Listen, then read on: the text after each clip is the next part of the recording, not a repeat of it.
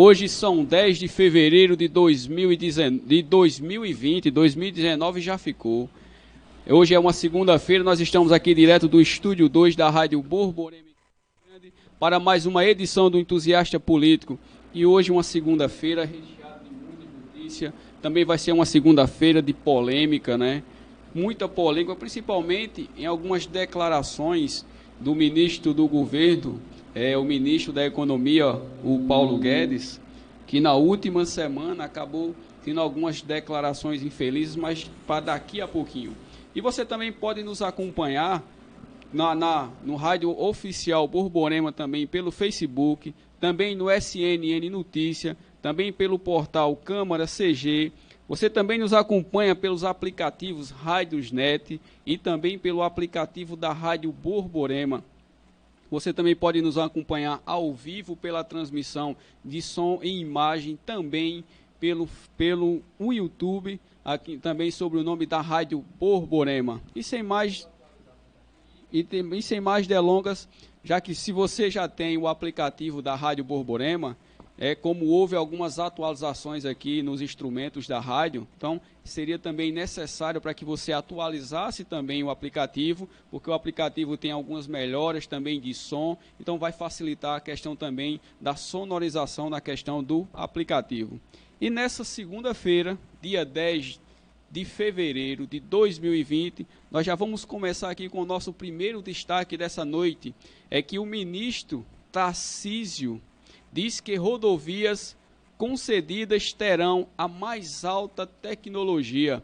O ministro da Infraestrutura, Tarcísio Gomes de Faria, disse no último dia 6 que as novas concessões de rodovias estão sendo desenhadas com o que há de mais avançado no mundo. Segundo o ministro, as rodovias Presidente Dutra e Rio-Teresópolis e o trecho da BR-040, que liga o Rio de Janeiro a Juiz de Fora, serão as estradas mais modernas do Brasil. Tarcísio participou, na última semana passada, do primeiro Fórum de Desenvolvimento Sustentável da Costa Verde, da Universidade Federal Rural do Rio de Janeiro, na cidade do Rio de Janeiro. O evento teve como tema: sem infraestrutura não há desenvolvimento. Então, isso é uma excelente notícia, já que o nosso Brasil ele sofre muito nessas questões aí das estradas, das rodovias. Muitas BRs aí são catastróficas, principalmente em épocas de chuva, mas o ministro Tarcísio tem sido um dos ministros mais relevantes da gestão do governo do presidente Jair Bolsonaro, já que é um ministro que é coerente, sensato, não é dado ao confronto, é sem sombra de dúvida um verdadeiro diplomata nas questões públicas, é aquele tipo de gestor em uma pasta de altíssima relevância que pouco fala, pouco se expõe na mídia, mas muito tem trabalhado, já que desde o ano passado, se falava muito em questões novamente de greve de caminhoneiros, mas o ministro da Infraestrutura sempre negociava, sempre conversava e a questão das greves dos caminhoneiros, porque todo o Brasil lembra do caos que foi a última greve dos caminhoneiros, mas a diplomacia, a sensatez e as boas negociações, principalmente da questão do ministro, e o ótimo trabalho também que o ministro da Infraestrutura do governo federal tem desempenhado no governo do presidente Bolsonaro, tem dado a ele uma credibilidade altíssima, já que, de forma unânime, você não consegue visualizar nem críticas da esquerda sobre a pasta da infraestrutura do ministro Tarcísio. Ou seja, o ministro Tarcísio Gomes de Freitas tem sido um exemplo de luta, de trabalho e também de grandes perspectivas para o governo do presidente Bolsonaro. Vou repetir novamente, em sensatez, em coerência, em não ser dado a tantos confrontos diretos com mídia, em mídias sociais, como infelizmente, alguns ministros do governo do presidente Jair Bolsonaro têm feito. Então, a pasta da infraestrutura está em boas mãos, porque o ministro pouco fala, mas muito tem desenvolvido também. Já está aqui presente aqui conosco já ouvido e ligadinho aqui na Rádio Borborema, o nosso amigo Deda Marcelino, que nos dá boa noite e diz que está ligadinho lá da cidade de Itabaiana. Itabaiana também que já breve já deve estar vivendo já clima de política eleitoral, porque o ano de 2020 é ano de eleições, tanto para prefeito como também para vereadores. Está conosco também Beto das Geladeiras, sempre ligadinho aqui na programação da Rádio Borborema. E o nosso segundo destaque dessa noite vai girar em torno da grande polêmica que foi suscitada e levantada pelo ministro Paulo Guedes, que é o superministro do presidente da República, né? O ministro da Economia, que na semana passada, em uma palestra, soltou uma frase que causou uma tremenda polêmica, quando ele acabou comparando servidores públicos com parasitas do governo. Essa frase tomou uma repercussão grandiosa, tanto que grandes associações como de policiais federais e tantas outras associações emitiram notas de repúdio diante da declaração infeliz que o ministro da Economia fez com relação à questão dos servidores públicos. É claro que o ministro Paulo Guedes pode até estar acertando em alguns quesitos da economia do Brasil, mas quando, infelizmente, o ministro abre a boca, não fica no mesmo patamar evolutivo da economia nacional, o que, afinal, justificou a fala do ministro Paulo Guedes de uma pasta de tão importante relevância afirmar que os servidores públicos do país são parasitas. Uma agressão gratuita aos servidores que neste governo são vistos como descartáveis, principalmente na questão da pasta da economia, porque esse não é o primeiro confronto que o ministro da Economia tem feito quando ele cita e se relaciona na questão dos servidores públicos. A declaração do ministro Paulo Guedes foi lamentável, quando ele diz que o governo é hospedeiro de parasitas, mas na verdade o governo não é hospedeiro de coisa nenhuma, porque quando você imagina toda essa veemência do ministro Paulo Guedes em relação aos servidores públicos, você não vê a mesma veemência quando o assunto é relacionado à reforma política, que o caso nem é mencionado entre a pasta da economia. A reforma política, que ao meu ver é uma prioridade no país, porque todos os governos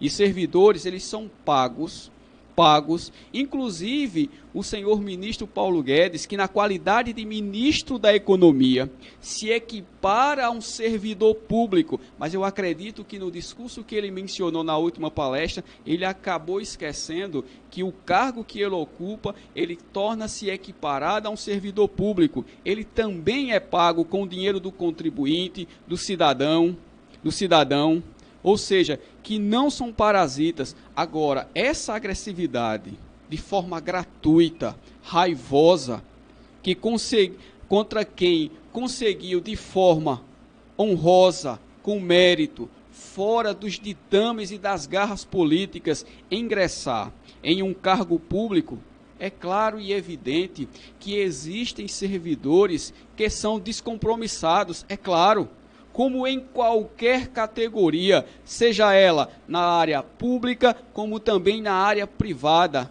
Porém, os descompromissados jamais serão uma regra.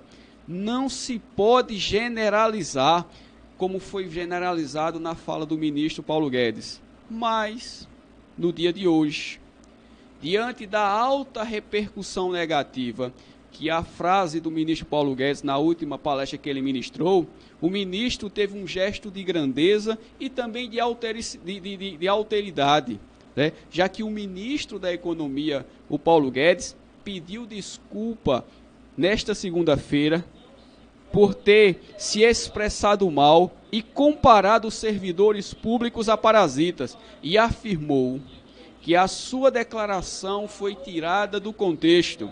Palavras do Paulo Guedes de hoje: eu me expressei mal e peço desculpas não só a meus queridos familiares e amigos, mas a todos os exemplares funcionários públicos a quem descuidadamente eu possa ter ofendido, declarou o ministro em mensagem de WhatsApp enviada a amigos e jornalistas.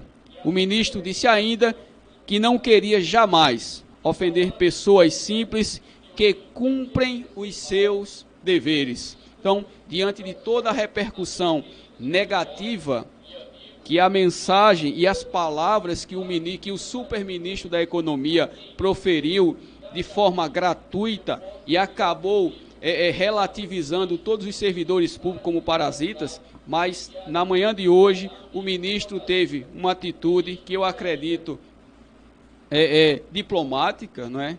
Porque a repercussão foi muito grande. Então, foi um gesto de grandeza, mas nós esperamos muito, porque os servidores públicos desse país merecem muito respeito, seja da parte de quem for, até porque os grandes ataques aos servidores públicos não têm começado de hoje, porque como não lembrar daquela famosa frase do ex-presidente Luiz Inácio Lula da Silva, quando ele menciona que é melhor um político, mesmo adjetivado como ladrão, que precisa sair à rua para garimpar voto, do que um servidor público que, quando passa em um concurso, lhe garante a estabilidade e assim permanece. Aos servidores públicos desse país, aos professores, aos policiais militares, aos enfermeiros, às merendeiras, aos garis, seja quem for que esteja chancelado no poder. Respeito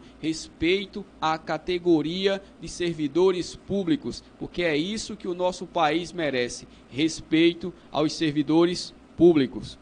E o nosso terceiro destaque de hoje à noite aqui, esse foi um dos temas muito polêmicos, né? Rendeu muitas discussões no Twitter, no Facebook, esse entrave aí, essas declarações do ministro Paulo Guedes. É claro que, infelizmente, existe aquelas pessoas que balizam essas questões e acabam generalizando, mas é claro que a grande maioria dos servidores públicos desempenham o seu trabalho e desempenham o seu trabalho com grande desempenho. Eu quero já registrar aqui que está aqui ligadinho aqui conosco também, tá o Rafael Barreto e o professor da UEPB, o Juraci Regis de Lucena, grande servidor público, grande professor da UEPB. Então, esse também desempenha um excelente trabalho como servidor público. Nosso terceiro destaque de hoje diz o seguinte, que cientistas da Universidade Federal da Bahia descobrem teste que detecta o coronavírus em apenas 3 horas. Pesquisadores da Universidade Federal da Bahia, a UFBA, descobriram uma forma mais rápida de identificar a presença do coronavírus no corpo. As 48 horas de espera pelo diagnóstico foram reduzidas para 3 horas, com o uso de um equipamento. Estamos felizes com o resultado, torna tudo mais rápido, comemorou o virologista Gúbio Soares, que é coordenador do grupo de pesquisa. O equipamento, que custa cerca de R$150 mil, foi importado dos Estados Unidos em dezembro do ano passado para o laboratório de virologia da universidade e é capaz de verificar se o material genético, o RNA, da secreção respiratória contém o gene do coronavírus. Como não houve nenhum caso de infecção no Brasil, Soares conta que a substância formada, ou seja, o material que compõe o código genético, foram preparadas para reconhecer regiões genéticas do vírus. Então, é mais uma grande descoberta das nossas universidades, universidades essas que infelizmente têm sofrido grandes ataques, mas a descoberta, o acelerar do diagnóstico da questão do coronavírus, que passou de 48 horas para apenas 3 horas, foi descoberta por uma entidade pública e também por servidores públicos. Então, parabéns aos cientistas da Universidade Federal da Bahia. Deixa eu fazer mais alguns registros aqui. Está conosco também a Silvana Andrade, o Jânio Raposo, que é um dos grandes representantes ali do distrito de São José da Mata, que nos diz nessa noite: São José da Mata, melhor lugar para se viver. Realmente, São José da Mata é um lugar muito agradável. Nós vamos agora ao nosso primeiro intervalo aqui. Daqui a pouquinho nós voltamos com muito mais informações aqui, direto da Rádio Borborema, aqui em Campina Grande.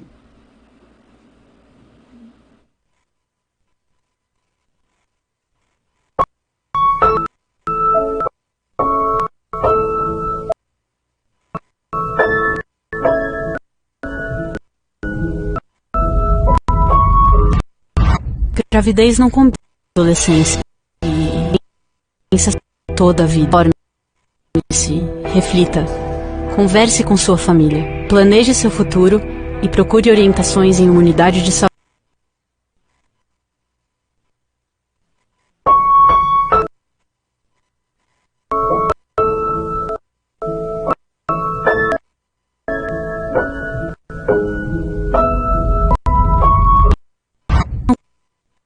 Com adolescente traz consequências para toda a vida. Informe, planeje, procure orientação em unidade de saúde. Adolescência primeiro.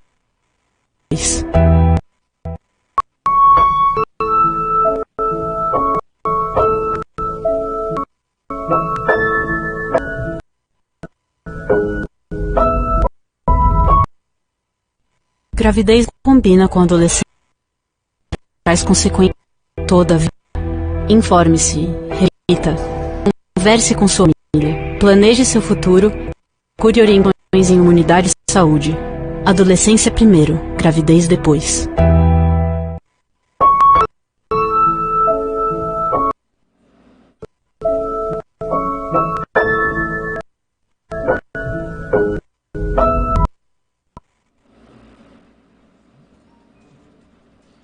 Já estamos de volta aqui para o nosso segundo bloco aqui do programa Entusiasta Político aqui pela Rádio Borborema, e você pode acompanhar o nosso programa pelos canais do Rádio Borborema Oficial no Facebook. Também você pode nos acompanhar pelo SNN Notícia, também pelo portal São João Campina, também pelo portal da BC Mídia.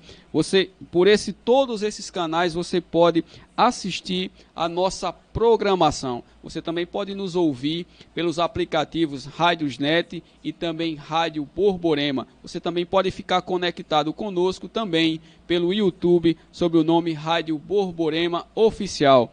Deixa eu fazer aqui mais alguns registros de alguns ouvintes aqui da rádio. Está conosco também o Júnior Gonçalves e a Josefa Lígia, a Gisele Rocha, o Alcide Cavalcante, Fred Menezes, José Rogério, Renato, Genivaldo Santos, a Maria Jeane, a Silvana e também o Jânio. Então, a todos vocês, muito obrigado por ter ficado aqui conosco na nossa programação aqui da Rádio Borborema, e temos ainda muito mais informações aqui para falarmos um pouquinho mais. E o nosso quarto destaque ainda vai ter uma conotação agora um pouco mais internacional, que vai denotar a questão de um calote que já está à vista, já que a Argentina já declara que não pagará ao FMI enquanto durar a recessão, diz a vice-presidente do país da Argentina, Cristina Kirchner.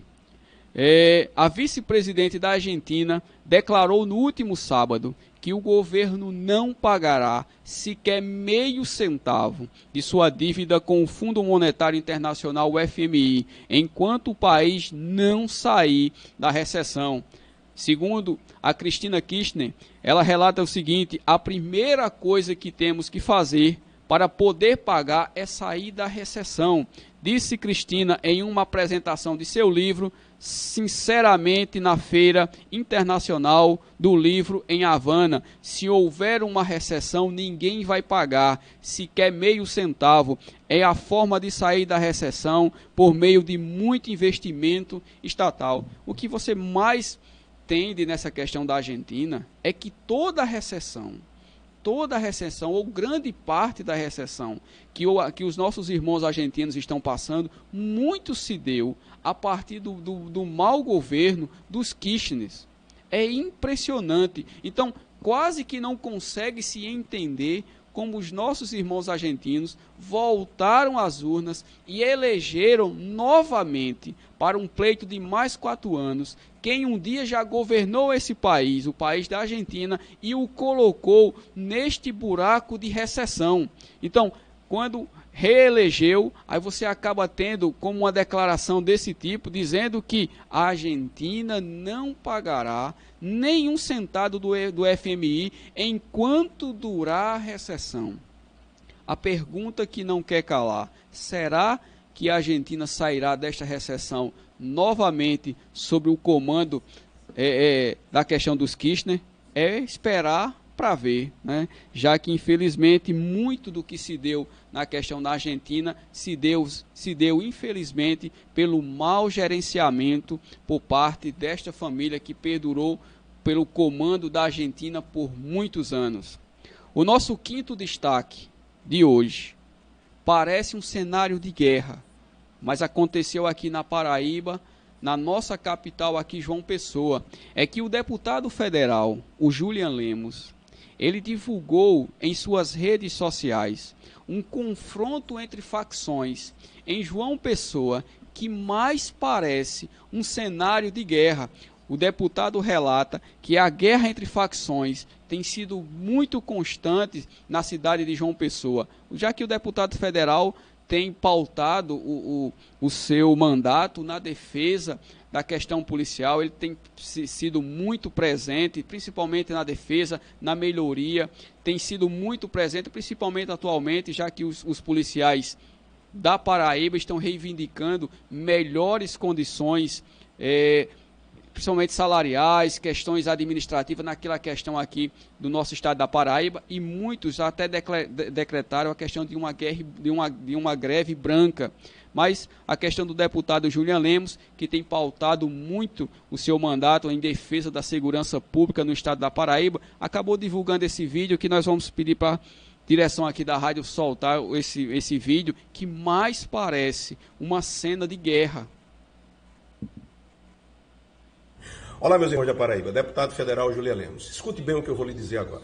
Eu queria trazer a vocês um fato que muitas vezes passa desapercebido do cidadão de bem. Pois bem, ontem aqui na Paraíba, precisamente em um bairro aqui de João Pessoa, houve um confronto entre facções rivais. Facções, grupos de criminosos que atuam diretamente no tráfico, no assalto à mão armada e muitos assassinatos. Caramba!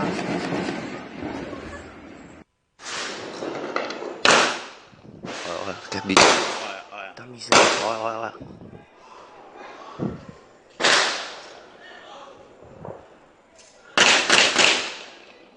Olha. Meu Deus. Eita caramba, doido.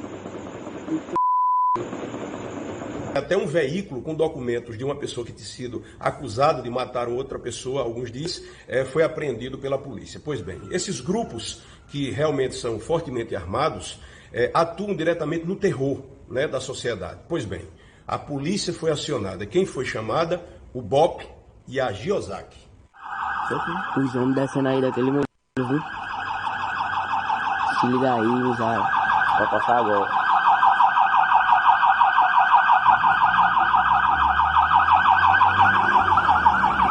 Miséria, só burra preta, só miséria, parceiro. Não maia. Tá porra, peraí, deu pra não ver, ó. O negócio tá sinistro, ó. São grupos de policiais altamente treinados, grupos especiais, que quando vem resolve. Resultado disso, um gravemente ferido, outros correram e 2 foram com seus CPFs cancelados. Pois bem, é preciso que nós tenhamos a consciência de que a última coisa que muitas vezes a gente pensa é polícia, a não ser quando precisamos ou quando ela entra em greve. A polícia militar, as polícias do nosso estado, as forças de segurança nos deram presente nos últimos índices, é a polícia menos letal, embora tenha o menor salário da federação. Então, Então vocês puderam acompanhar aí, não é, que mais parece cenas de guerras, né? Traficantes, marginais com munição e munição de bala traçante, né? Infelizmente aí nós pudemos ver que a atuação também da Polícia Militar foi rápida e também teve a questão da letalidade de um dos criminosos, mas infelizmente é algo a lamentar essas questões aqui.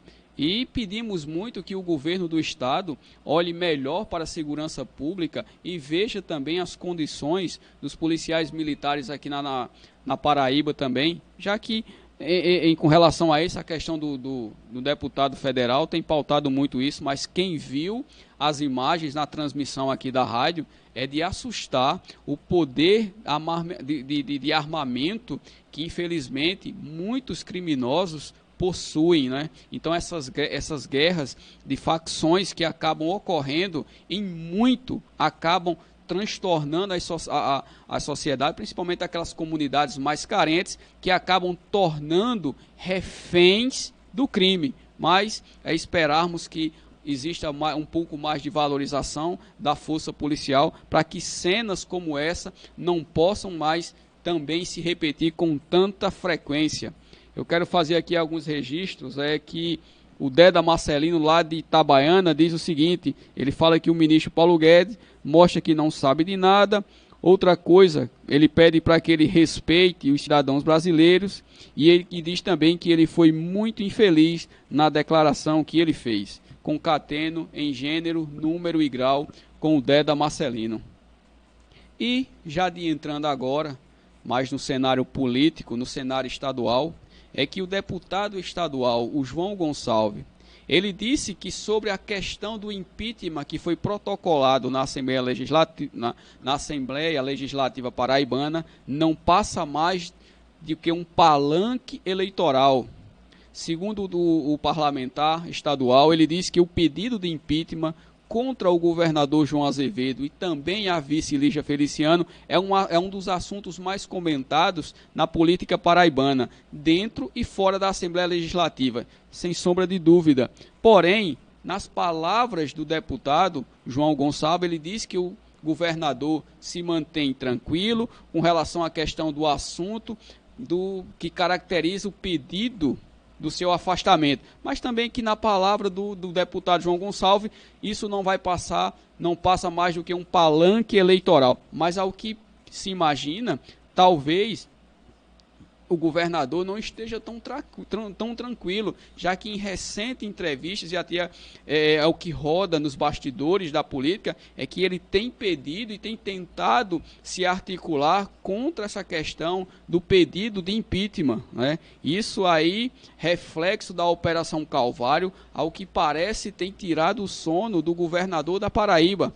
Em contrassenso, o autor do pedido de impeachment, o deputado estadual Valber Virgulino, do Patriota, ele disse que existem provas e provas robustas para a questão do impeachment. O autor do pedido de impeachment contra o governador João Azevedo, atualmente agora Cidadania, e também da vice Lígia Feliciano, rebateu as declarações do deputado federal Damião Feliciano, que fez duras críticas à ação parlamentar, afirmando que nem João e nem Lígia cometeram crime de responsabilidade para fundamentar tal afastamento dos dois da administração estadual.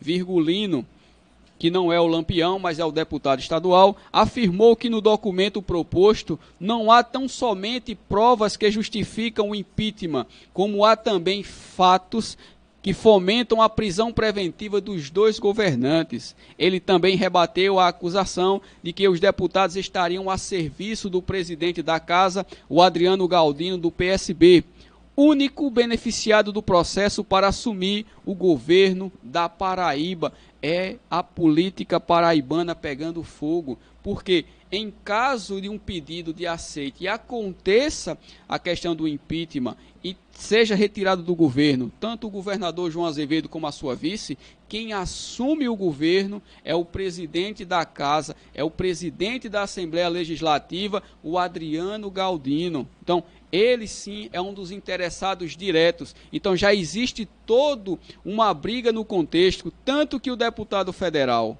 o Damião Feliciano, tem dito e redito em entrevistas a portais e a rádios no estado da Paraíba que está em trâmite um golpe contra o atual governador da Paraíba e também a sua vice, e que o beneficiário dessa questão seria o deputado estadual, o Adriano Galdino. O deputado, palavras do deputado estadual, o Valber Virgulino, só me elogiaria se eu tivesse pedido apenas o impeachment do governador e deixasse o governo para a mulher dele. Mas a nossa análise não é somente política, mas jurídica, e não entrei com um pedido para prejudicar ou desmoralizar ninguém. Tenho independência política, não sou vinculado a nenhum grupo, portanto, o presidente Adriano não tem qualquer poder sobre mim. Aliás, nenhum político desses tem influência sobre minhas ações, afirmou o deputado estadual Valber Virgulino. E cabe muito salientar que a Assembleia já voltou a funcionar, né? Vamos esperar como vai correr a tramitação da questão do pedido de impeachment do atual governador da Paraíba, João Azevedo, e também da vice Lígia Feliciano. Muito disso tem se repercutido, ainda é muito fruto da Operação Calvário.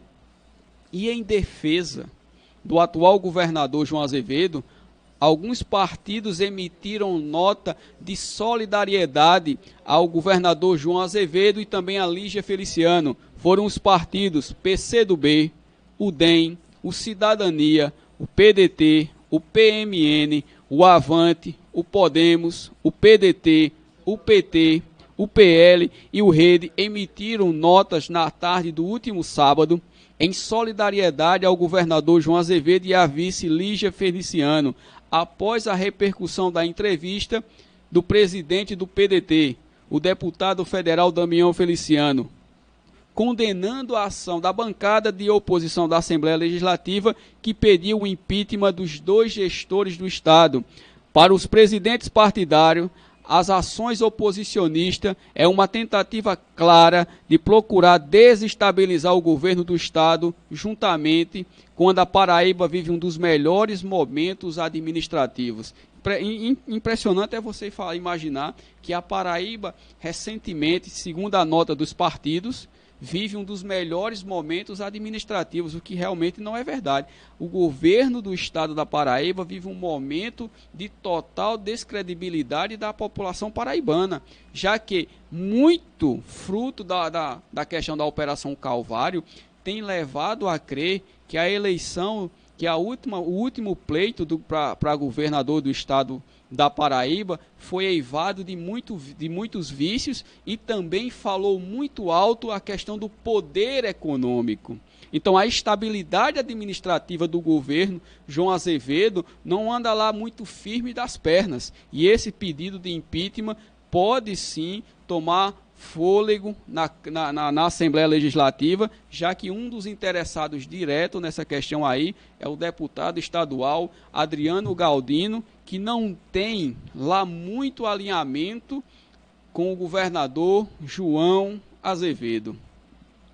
E já agora nos relatamos aqui a questão já um pouco mais de Campina Grande, é que a CPI dos combustíveis, a famosa CPI dos combustíveis aqui em Campina Grande, que muito não se tem publicidade, muito não se ouve falar, havia uma promessa de divulgações de resultado nesta semana, mas que a CPI dos combustíveis terá o seu relatório em uma nova data. Em entrevista concedida a uma rádio aqui da cidade, nesta segunda-feira, o vereador pastor Luciano Breno, do Progressista, falou sobre a reta final da CPI dos combustíveis. O relator da comissão parlamentar de inquérito, que já havia afirmado que a apresentação de um relatório seria apresentado nesta terça-feira, na próxima terça-feira, dia 11, explicou que o relatório está em fase de finalização, mas anunciou uma nova data para a exposição. Segundo o vereador e relator da CPI dos combustíveis, estamos finalizando acredito que não será possível apresentar na próxima terça-feira, mas até quinta-feira estaremos apresentando, afirmou o vereador. Por fim, o vereador ainda também afirmou que existem algumas questões ainda a ser analisadas na CPI.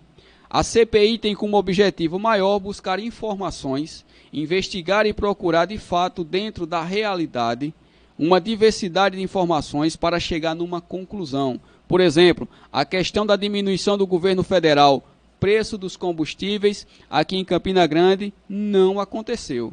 Interessante é que eu acredito que essa questão da CPI dos combustíveis em Campina Grande, para dar algum tipo de divulgação, alguma coisa para a cidade de Campina Grande, acho que eles vão esperar que os governadores aceitem o desafio do atual presidente da República, que mencionou que baixaria os impostos federais se os governadores zerassem o ICMS.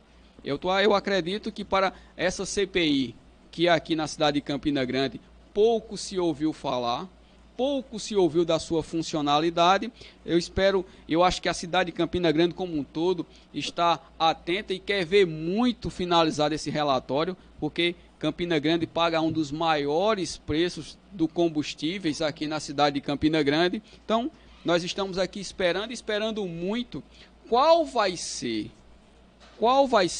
o relatório final dessa questão aí da CPI dos combustíveis. Então, quem sabe essa CPI não está esperando daqui para quinta-feira que os governadores aceitem o desafio do presidente Jair Bolsonaro e assim zerem o ICMS e também o governo federal cumpra a promessa também de zerar a questão dos impostos federais. E para a gente encerrar aqui, já chegou aqui presente aqui o nosso colega aqui de bancada, o Pedro Medeiros, já está aqui nos estúdios aqui da Rádio Borborema. E para a gente encerrar o programa de hoje, é que a sucessão majoritária aqui da cidade de Campina Grande já tem um pré-candidato já confirmado, que é o deputado estadual, o Inácio Falcão, que ele é pré-candidato pelo PCdoB, já definido para a chapa majoritária. Então, o Inácio Falcão vai concorrer a um pleito aqui na cidade de Campina Grande para prefeito da nossa cidade. O Deda Marcelino aqui diz que nos dá boa noite ao povo da Paraíba e diz o seguinte, o Deda Marcelino: juntando o Adriano Galdino e o Damião Feliciano e Lígia Feliciano, são tudo farinha do mesmo saco. Assina Deda Marcelino de Itabaiana. Deda, é esperar para quê? Porque muita água vai ainda rolar, principalmente nessa questão do impeachment do governador João Azevedo e também da Lígia Feliciano, já que inegavelmente, quem acompanhou as últimas eleições para governador do estado viu o poder econômico da máquina estadual na campanha do atual governador João Azevedo, que muito em virtude dessa questão aí da Operação Calvário tem ficado enfraquecido, principalmente na sua base governamental da Assembleia Legislativa. Está aqui conosco também o José Ribamar Cabral, que é assessor parlamentar na Câmara de Vereadores aqui da cidade de Campina Grande. E eu quero agradecer a todos que permaneceram aqui conosco na noite de hoje. Quero agradecer muito. Então, e eu fico esperando vocês, já reavivo o convite para amanhã estaremos aqui de novo na Rádio Borborema para mais uma edição do Entusiasta Político. Então, desejo a todos uma excelente noite e fiquem todos com Deus, e se assim Deus nos permitir, estaremos aqui novamente amanhã.